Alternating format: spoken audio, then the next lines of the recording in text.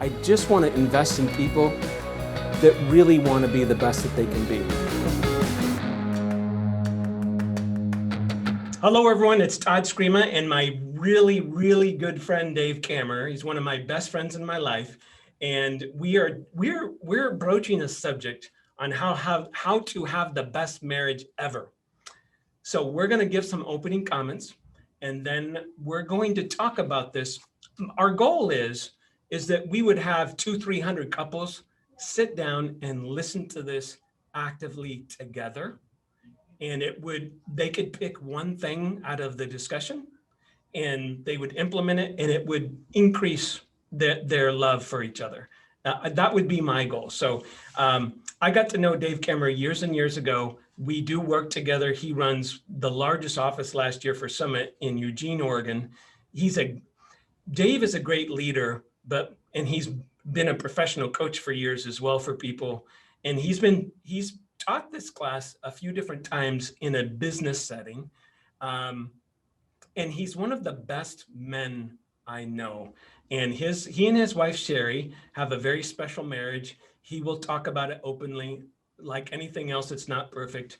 This is ideas. I don't know if anyone could get on here and say, this is perfect. My marriage is perfect. I've shared my story before. I got separated 5 years ago, divorced almost 6 years ago, divorced almost 5 years. And so it was a big thing for me. It was the most emotional thing I've ever been through. And like most people, I never thought it would happen to me. And so I went into, now this is my 5th or 6th year in therapy. Matter of fact, my appointment's right after this podcast. And I work on it because I at first I was like, hey, what did I do? What was my part? How can I get better? How do I understand it? And that led into a lot of other things that now several years later I'm working on. And I've learned a shocking amount. I will share some tidbits of what I've learned, but I'm certainly not the pro that Dave is. So Dave, tell us a little bit about yourself, your marriage, and some ideas, big ideas that we're going to cover today. So Todd, thank you very much. And yes, I've been very good friends with Todd all this time. And I did go through that experience with him, alongside him. And he's one of the best men I've ever met as well. And speaking of leadership, Todd is just a very, very special human being, very strong leader, very direct, somebody you want to follow. So thank you for that introduction, Todd. When I think about my marriage, my wife, Sherrie, she always comes first. We met at a very young age and we married. We knew we dated, and we knew virtually within a couple months that we wanted to get married, that we were the ones. And we'd had other relationships prior to that, but we're still very young. And we both came from family cultures that the parents had been married a long time, and there was value in marriage.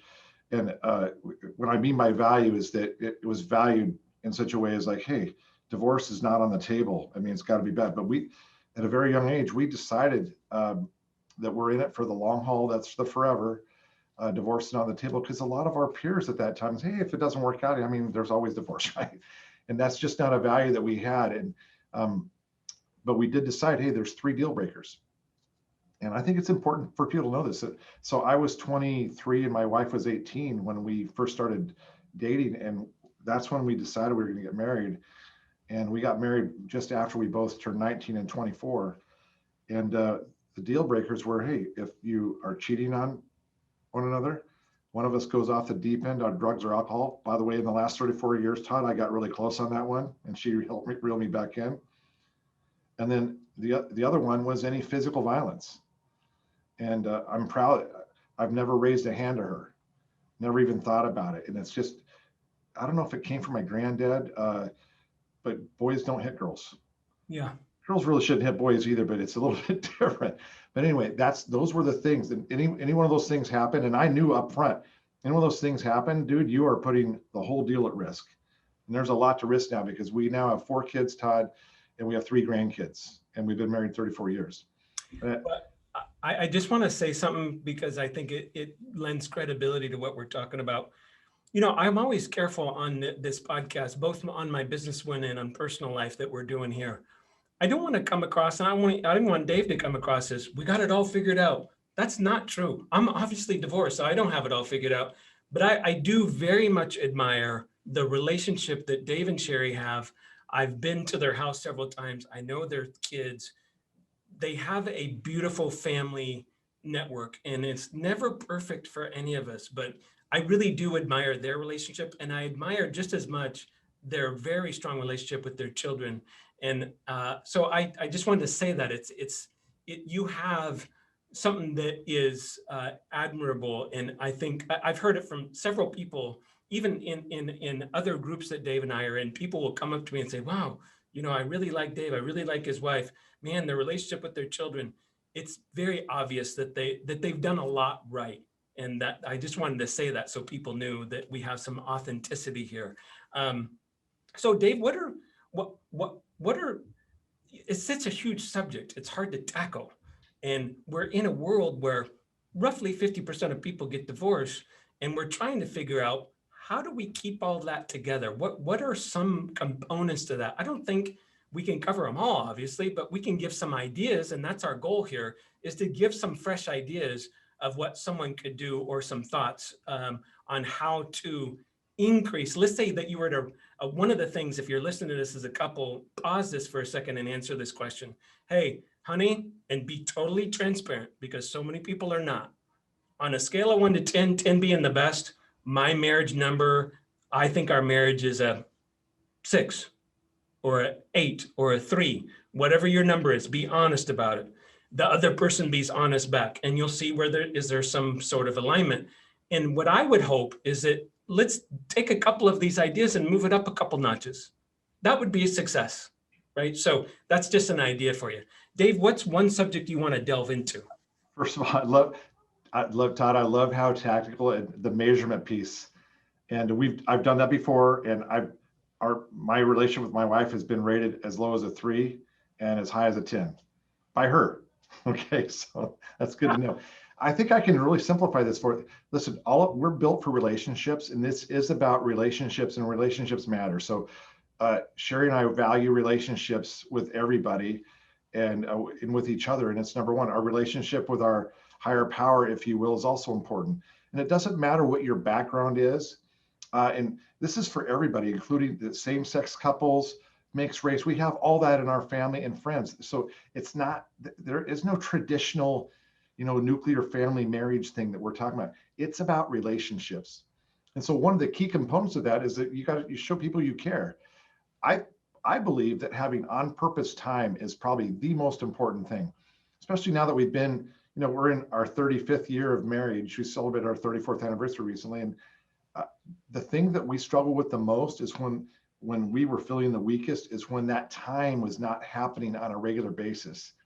And I used to think, hey, we'll get to it because we'll feel like it. Well, the truth is life can get in the way, and we allow it to happen. So it has to be on purpose. It has to be scheduled. And by the way, it has to be prioritized above all else. What I've discovered is that when we have a regular date night, and that date night can also be it can be date day, but it has to happen on a rhythm about once a week or more often. You do that, and then during that time, that period of time, that relationship is all you're focused on. Time stands still. Now, listen, sometimes me and Sherrie are on date day, and we talk about our kids, what's going on with our kids or our grandkids, but it's all about things that came out of us. Mm-hmm. It's not about other stuff. Sometimes they're family, but it's usually about us, and we're listening to each other. I have to really practice listening and then being quiet and letting somebody else finish. That's the case with everybody I talk to. So that's what I work on.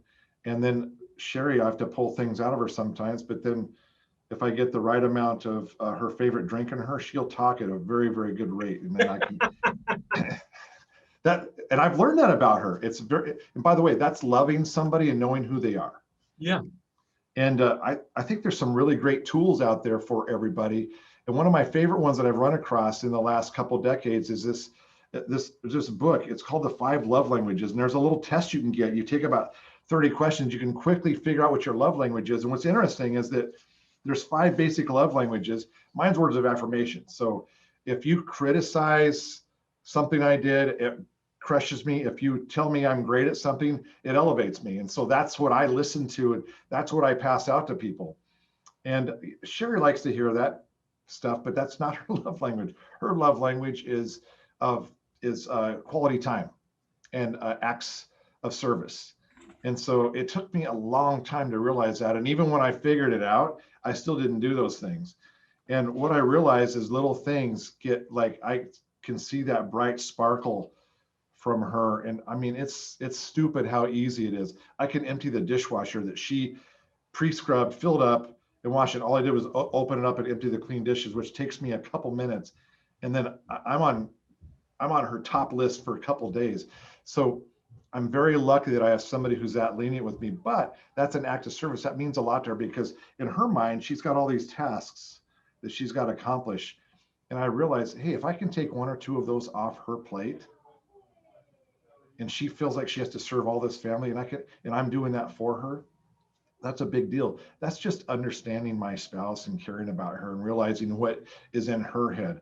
And it's easy for me, because I've done this for most of my life, is to be selfish and only think about what I need.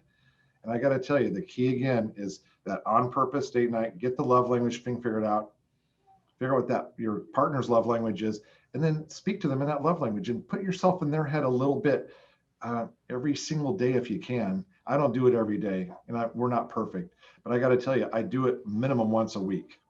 Dave, I know I'm the tactic queen, but I have done 2 tactics on this that I wanted to share. One, I don't know if you taught me this or not, but someone said, hey, on date night, they can get stale. And so each of you write down 10 dates that you would like to do, and the other person writes down 10 dates that they would like to do. They go into a jar and you pull them out the day before, and this is what you do. So it might be playing golf with you. So Sherry's got to, ride in the golf cart with you, or it might be wine tasting for your spouse or whatever.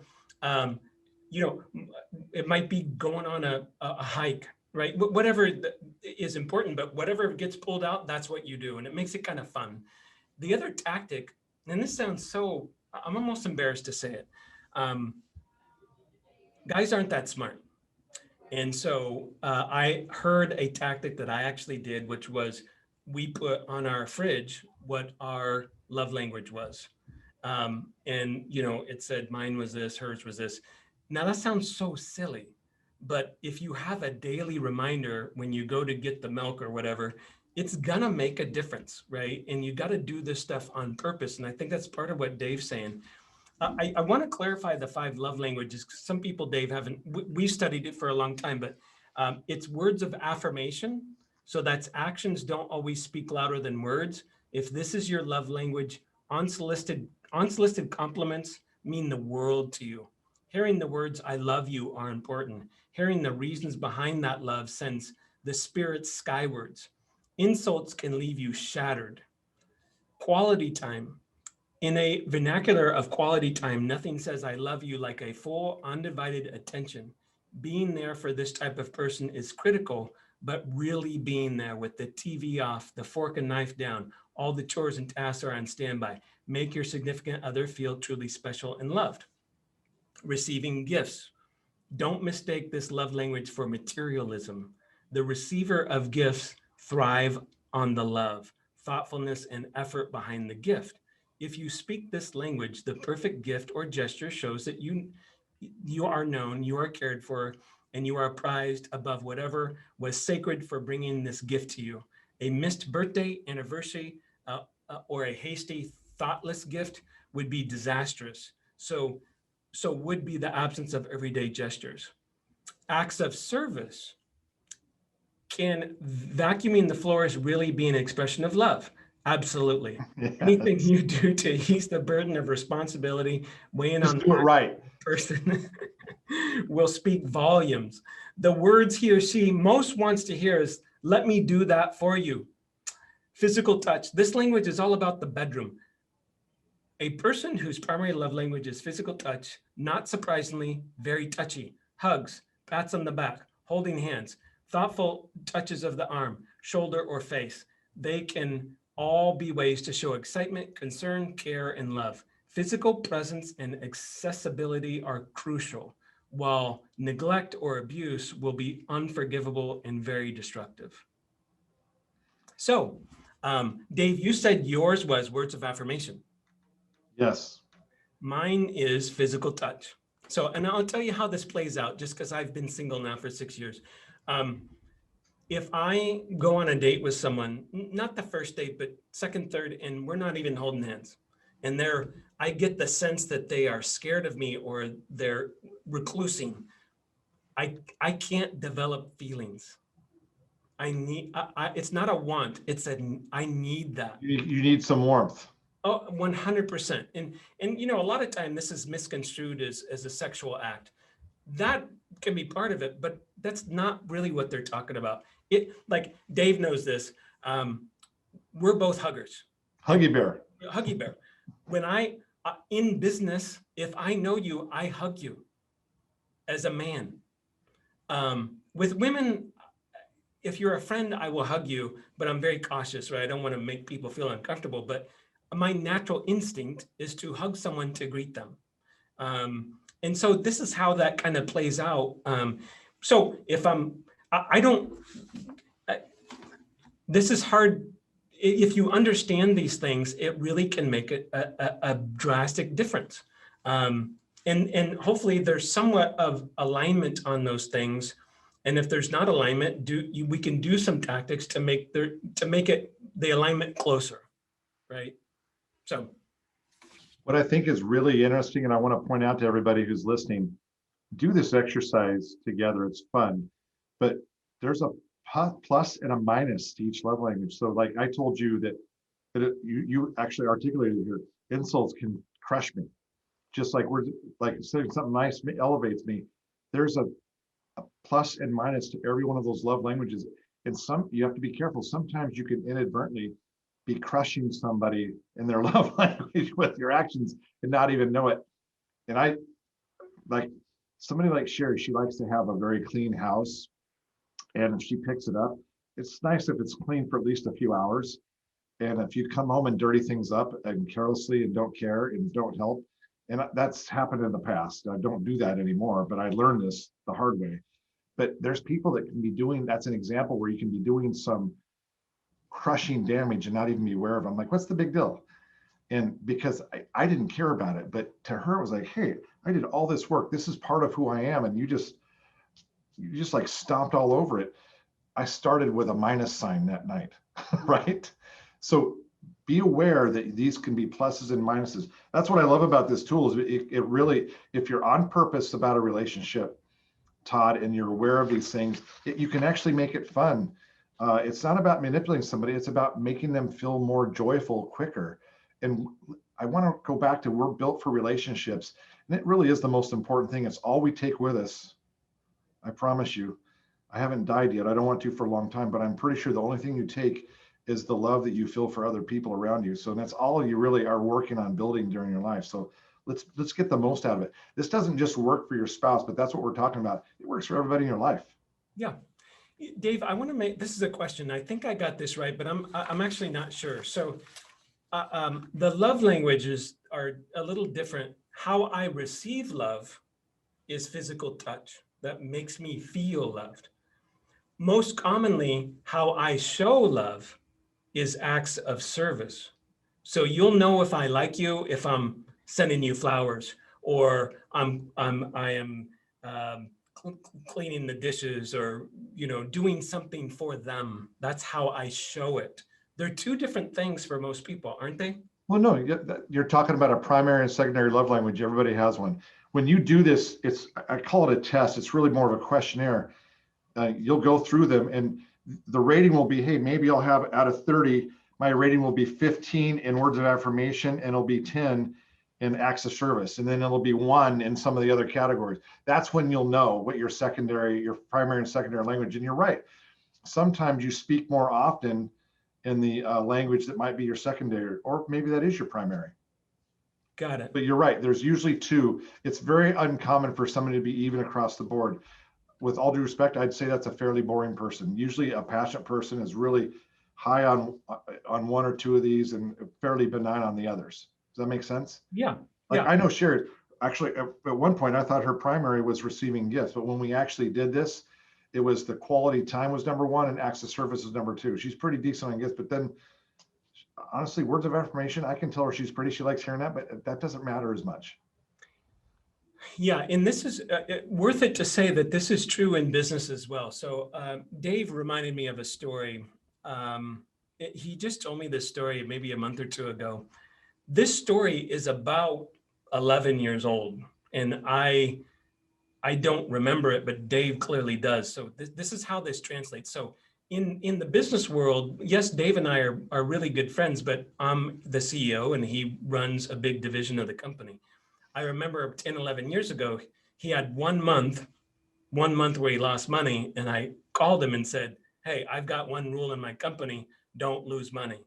And I was direct about it, or maybe I was angry, I don't remember. But I was excited to hear from you and it was like you were chewing me out. So he brings up that story and told the whole story to me a couple months ago, like it happened yesterday. That's because he said it earlier. When you talk about words of affirmation, I was criticizing him, and it scarred his memory, or he remembered it clearly because it hurt his feelings. And likewise, we call them in my company, we call it the Dave Kammerer voicemails. And if what you want to wake up to or open up is a voicemail from Dave Kammerer, because it sounds something like this. And when I say this, the listeners are going to think that I'm exaggerating, but I'm really not. And I get 4 or 5 of these a year myself. And it says, hey, Todd, it's Dave. I'm sorry I missed you. Buddy, I was just thinking of you. And you're literally one of the best men I've ever met in my life.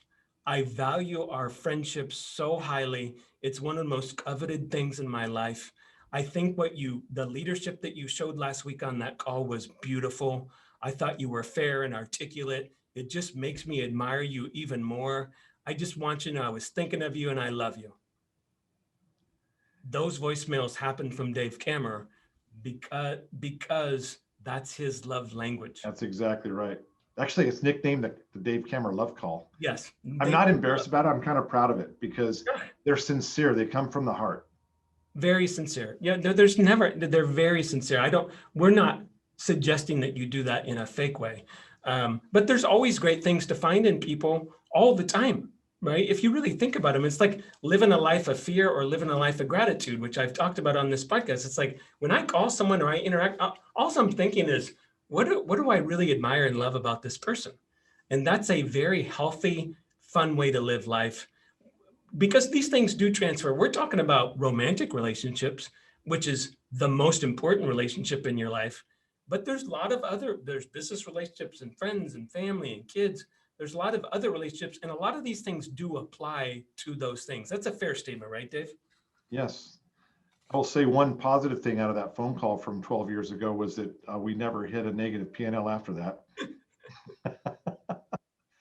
That's probably because I cared so much about it, and I respect and care you and love you and care for you. So that was like you said, you completely forgot about that conversation, but some of us didn't. It's interesting, isn't it? It is interesting. That's a great demonstration of what we talked about. I forgot that I told you that story recently, and as you were saying, I go, oh, I know what that is. The memory. So Dave, I wanna take a risk for a second. Sure. And I debated whether or not to share this, but so I have a love coach, and his name is Bill. Matter of fact, my meeting with Bill is right after this call. I love Bill. Bill's a 77-year-old therapist who's a professional, been being a relationship coach for 45 years. Has a great marriage. I love it when men rave about their women. Dave does that. Bill does that. He just has these little comments about, or he's telling a story, loves his wife. So I hired him a year and a half ago to be my love coach. And it's just something I want to get better at. And so I sit down, this is our first meeting, and he says, ask me questions for 30 minutes. And he says, well, Todd, he sits back, he says, Todd, you sound super happy. So why are you seeing me? And I said, Bill, I want you to teach me how to have the best relationship ever, romantic relationship, because I'm not good at it. And he says, oh, that's easy. I said, Bill, For you're the him. first person in my life ever to tell me that's easy. He says, well, it's easy because I've studied it for 45 years and I've done it in my marriage for 46 years. And I said, do say more. He says, well, if you really want to embark on this journey, it will take you a year or more to master. And I said, okay, I'm in. He says, there's 4 parts. I'm on the edge of my seat, right? I'm like, 4 parts. I'm getting the answers, right?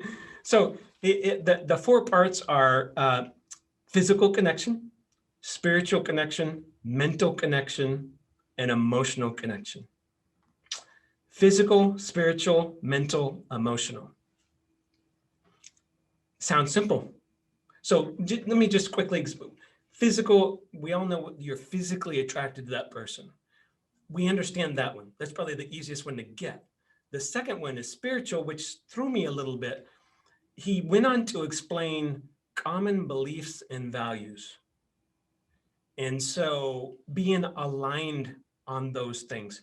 As an example, I'm a very physically active person. So if that's not a value of someone that I'm going to be with, I'm going to be off playing golf and tennis while she's sitting at home.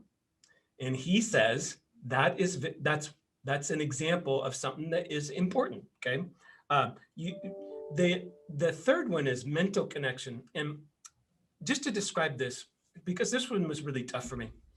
I says, Todd, when's the last time you were with 2 of your best friends?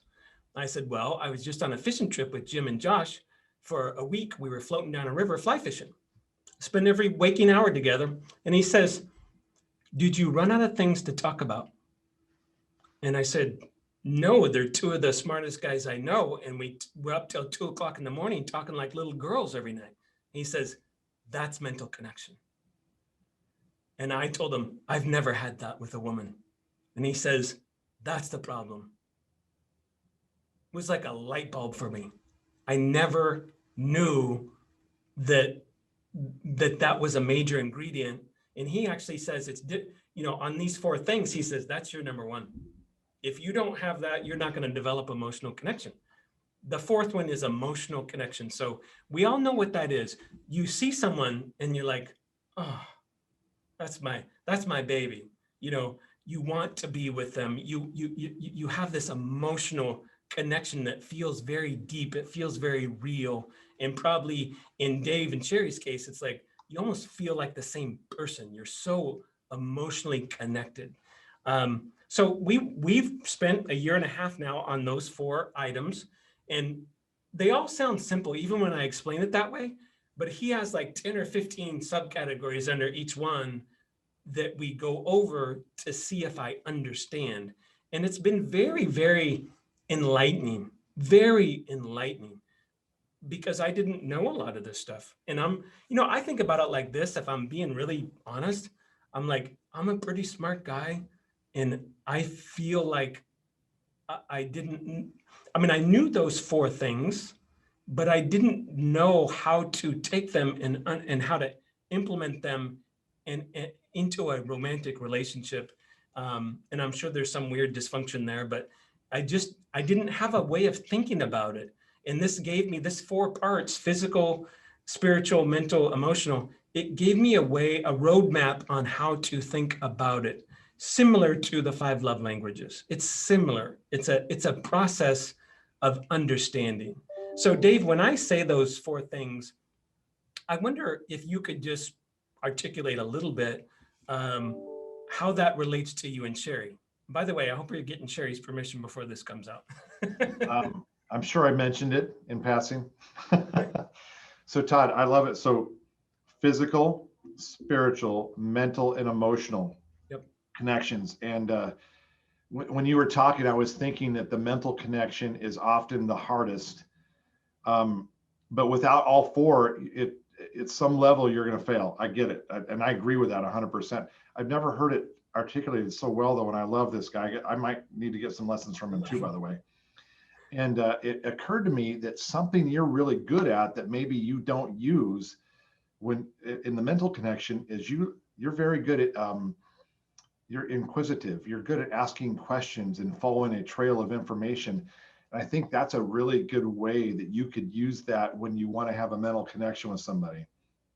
Now, you've got to find that they're your mental equal at some level, but that's when you can talk about stuff and find that interest. So I think that would be what I was thinking about. That's the tactic I use a lot with Sherrie, is that I ask her questions. And it's funny, we've recently even had conversations about like her grade school and middle school and high school years prior to that. And there's a couple reasons why that's coming up, but there's so much stuff that we've been together that we got to talk about stuff that we weren't together. And we were lucky enough recently, she went off to Europe to be with my daughter and grandkids for 3 weeks. And so we had a lot to talk about, and we still haven't covered all that ground when she came back. So we've got some renewed energy around that. I think it's really, really important to have stuff to talk about. That's why when we're apart, you've got to have time apart so that the time together is so impactful. I agree with that. So I just want to each other. I mean, we talked about this relationship. You got to be interested in other people. If you find yourself not being interested in other people, that's a warning sign for any relationship. Now, it doesn't matter what we're talking about, marriage, partnership, whatever it happens to be. So be aware. I'm speaking to everybody who's listening here. Be aware that you want to be interested in other people. Again, I said we were built for relationships. I know that. The spiritual connection, I think, is something that gets ignored a lot. And a lot of people equate spiritual with some kind of religion. I don't believe that's what it's about. It's about having aligned values around spiritual.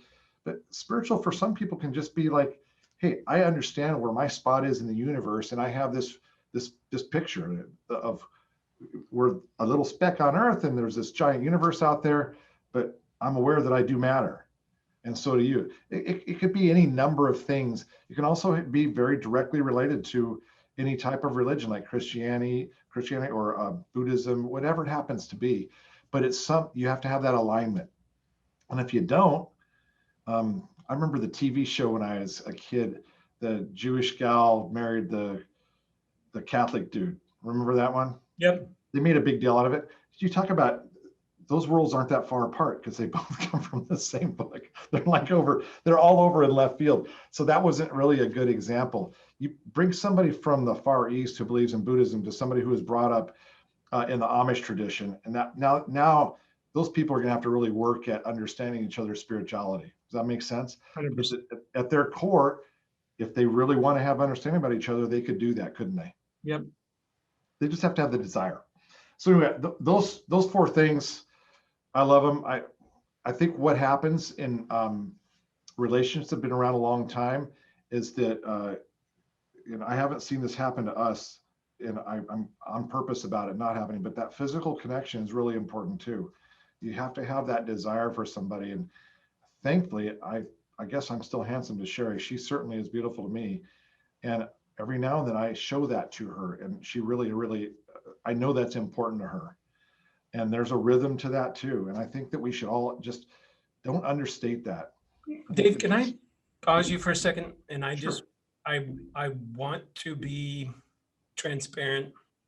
We're talking about physical. I can't tell you how many men have come to me over the several years and they have sexless marriages or almost sexless marriages. So I know it's a taboo subject, but I think we need to talk about it just a little bit, not to get graphic, but I had a friend of mine, Ben Barker was one of my best friends, and Dave knew him. He passed away. But whenever we would get into relationship talk, and when we did a lot of guide trips together, and he would look at whoever it was talking, and he says, "Are you knocking boots?" I'm like, "What do you mean knocking boots?" He says, "Are you knocking boots?" It's a country term, by the way. Yeah, it's a country term. And they would say, "Yeah." And he'd say, "How often?" And they would tell him. And if it was less than once a week, he's like, "You're done." It's got to be at least once a week. That was his thing.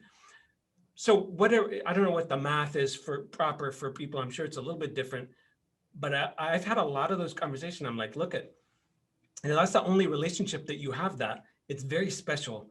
And I intuitively know you can't be in that situation and have a really good marriage. I don't think so.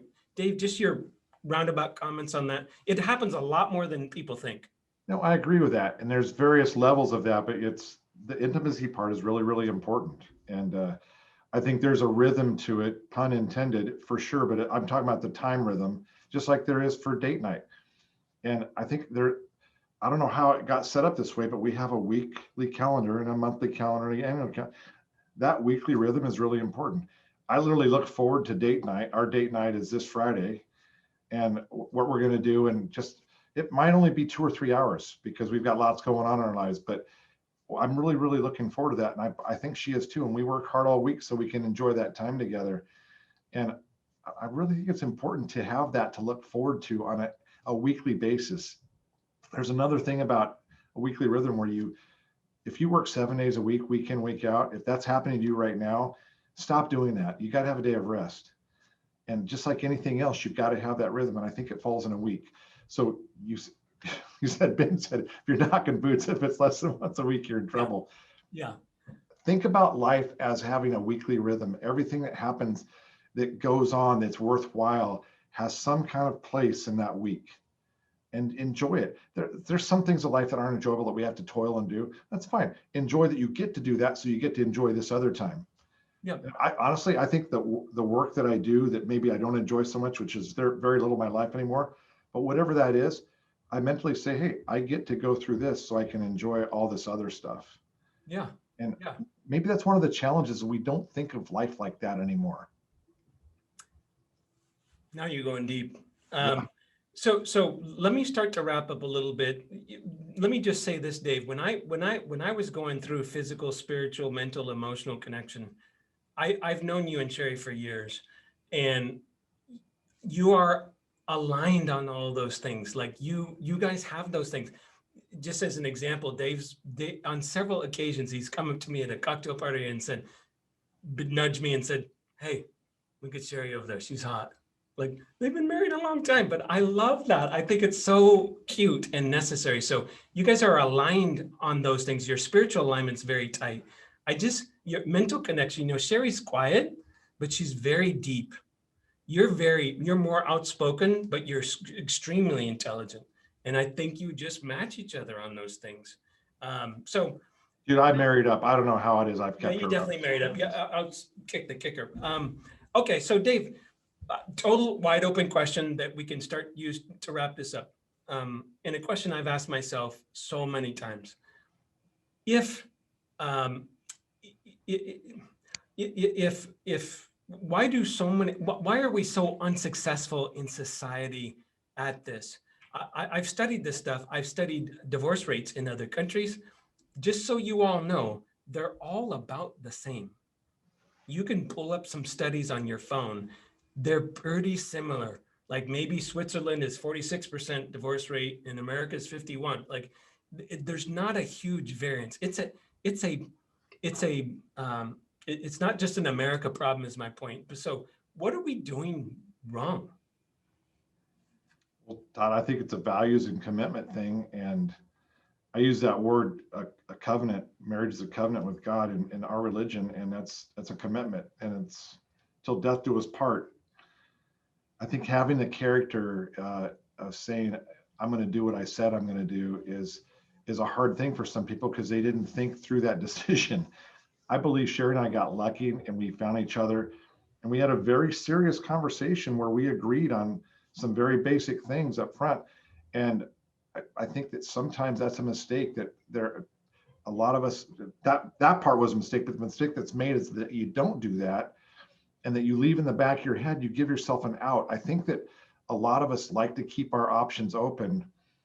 I also believe that some humans are just plain polyamorous. They have to have multiple love relationships, and those people will struggle more with having a marriage because they haven't reconciled that part of themselves with what their commitment is. Because I believe you can choose to do what you want to do and that you can find the joy in that one single relationship. But it's mostly about commitment and understanding yourself. Yeah, I think that's a good answer. I'm going to take a stab at it. I keep saying I'm not the expert, right? Because I'm definitely not. You've got Mr. 46 years of marriage and 45 years studying it going for I'm you. just regurgitating what Bill has taught me, and seeing a lot of marriages. One quick side note that may help. And Dave said this a little bit earlier. It's a little different spin.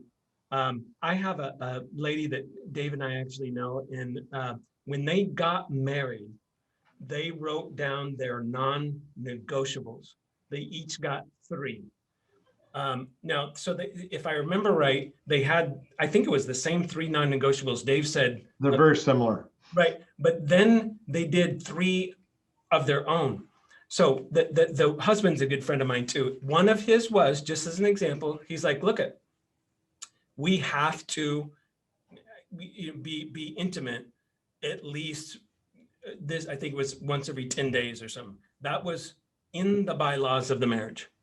And I was like, why did you write that down? I think that's kind of smart. But he says, because I've heard it, so many people, they got into sexless marriages after 10 or 15 years, and I never wanted that to happen.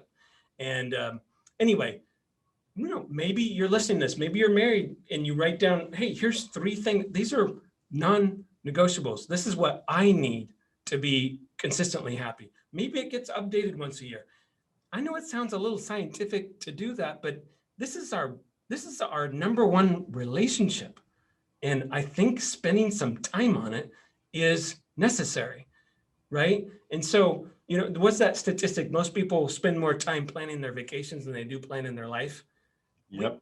We're doing some things wrong. Like if you agree it's your, maybe someone says, hey, my spirit is my number one relationship and then my marriage. Okay, great. It's the second most important. Let's spend some time on it, right?